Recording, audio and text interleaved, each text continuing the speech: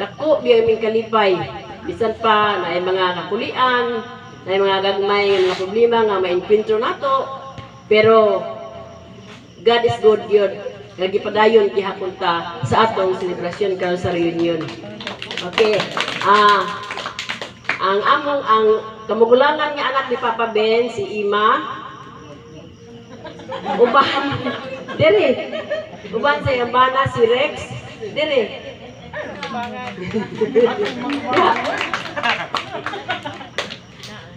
Ikaduha, yours truly, si Bibi, akong bana, si Marlon, taga Sikihor ni, taga Sikihor, di kami Sikihor. Kini, nasipit. Ang ilang mga anak, wala yung taon mga uban, kaya kanalang puros na yung mga batang gagmay, isut ang pagbiyahe. Kaya kami po, sa tulo na mga anak, ang duha na mga anak, wala mang gudinhe, pero naa ang asawa. Yang ang katong bana po sa kong ikadahang anak, wala madayon pag-ari dire, kuto brasibo kagipa ko diro. Munang wa gyud makauban namo, kuto brentaw siya magluwat sa namo didto.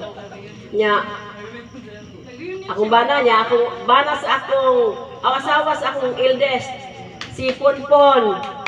Uban sa akong mga apo, yang duha ka anak. Dadong.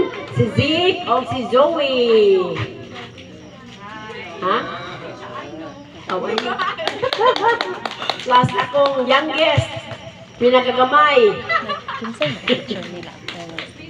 Wala ito sa mag-uniform kaya ang gipalit nga, di ibig maigo, ang saon.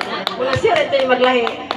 So, ang among youngest, si Divina, o iyang duha ka anak, si Jason, o si Angel. Wala ka ba niyang bana kay